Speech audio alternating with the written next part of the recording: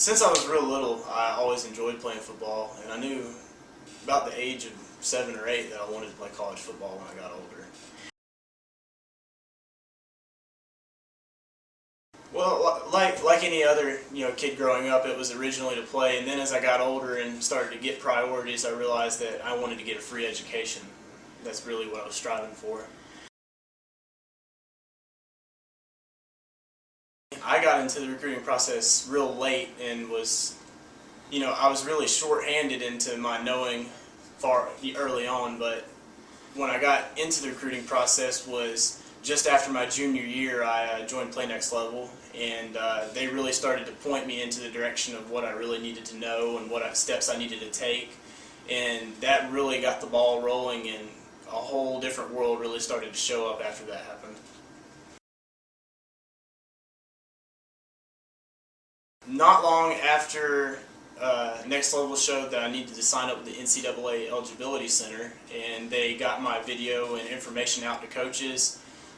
Not long after that, it didn't take very long at all. By weekly updating my statistics and adding more video and footage, and then emailing the link to coaches, and just trying to stay in contact with coaches and trying to get myself known and make sure that I at least give myself the opportunity I thought I deserved. Most coaches would contact back directly. Others would take some time, because obviously a coach is really busy. But some coaches would take time, and then I would get either a very good and very healthy response, or I wouldn't get a response. But I got a lot more responses than I was even expecting. Oh yeah, definitely. I got a lot of coaches that from schools I either A, hadn't heard of, or I'd never emailed, and they'd either seen me in the most views on the Next Level playlist, or they had seen me I'd emailed it to them, and then another coach had emailed it to them, thought that they might use me.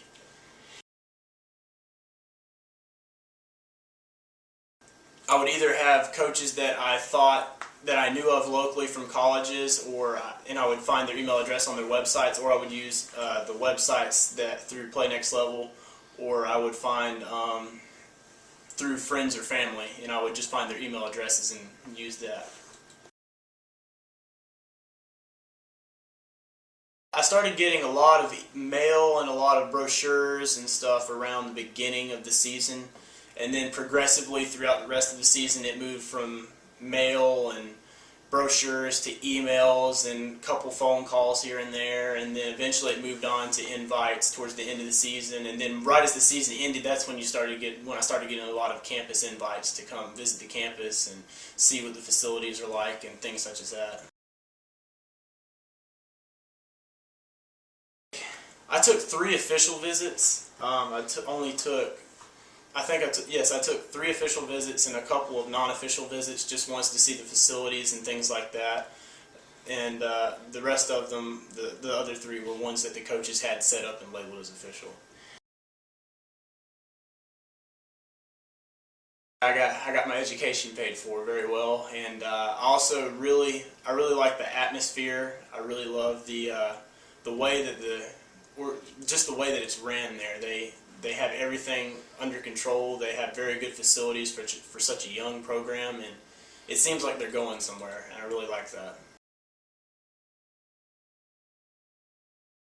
Oh no, it was I would say it was mid-March or late March, somewhere around in there. They either saw it on my Next Level profile, or they received game tape from my coaches who had sent them to it by mail. Because one thing I never really realized until I got into the recruiting process is most of the scouts during high school are your high school coaches. They're the ones that are going to set you up with where you're going to go, and I did not realize that until they started telling me about it. But through my Next Level profile and through my coaches was mainly where they got my tape. I would have started early my sophomore year, honestly. because not only did it, as quickly as my name got out and my information got out at the beginning of my senior year, I think if I'd have jumped on it early in my sophomore year, they would have had more time to, I guess you could say, digest the information and just see everything, and then see me develop and see more than what they did just in my senior year, and it would give them a better idea of what kind of player I not only was but was going to be.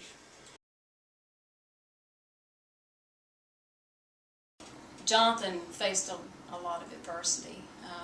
His 8th grade year, we made a move, and he was going to a school that had an amazing football program, and he wasn't happy about moving, and he was very discouraged. And the school that we moved to was a new school, a new football program, and he didn't want to play, and we talked him into trying it.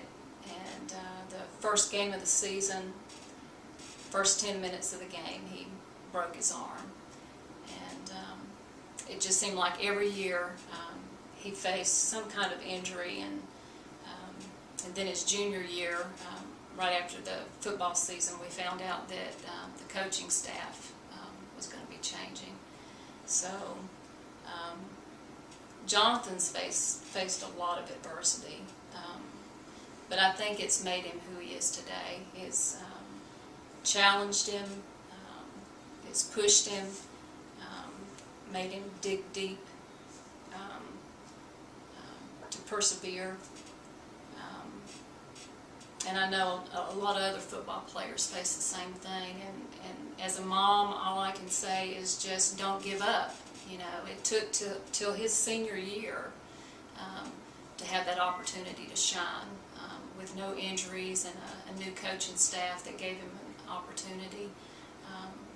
You know, he made it happen that senior year. So you just can't give up. You got to keep pushing. You got to keep persevering, and it'll happen.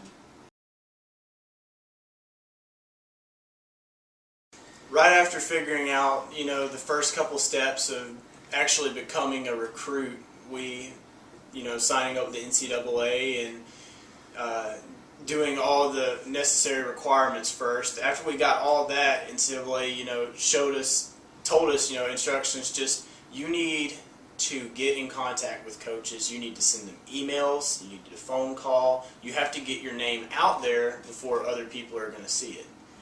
And so, first 2 months, we spent time getting my name out there, getting you know, my site set up, and literally it was just like the domino effect. The ball got rolling.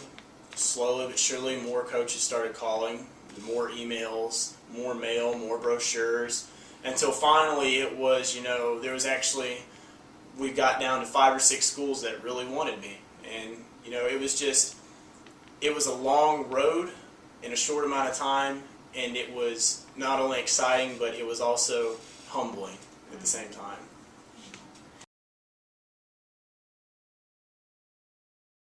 Definitely, I would. And I'm not saying that just because of the interview either. I mean, when I first started doing PlayNextLevel, it was brand new. It had just started, and it had, you know, it's just an opportunity to try. And probably one of the best decisions I made, not knowing anything about recruiting. It definitely got my name out. It got coaches to know about me, and it got me where I am right now. I would say 3 things. First, get on the ball as far as getting your name out there. Second, trust. If you're using PlayNextLevel, trust what they're telling you, trust the information that they're giving you, and make sure that you do it to the best of your extent. And then third, don't give up on your road on the athletic side or the academic side. Continue to push yourself beyond your limits every single day, whether you know the future or not, whether you're going to a big college or whether you know that there might not be a tomorrow in your athletics. Just keep working.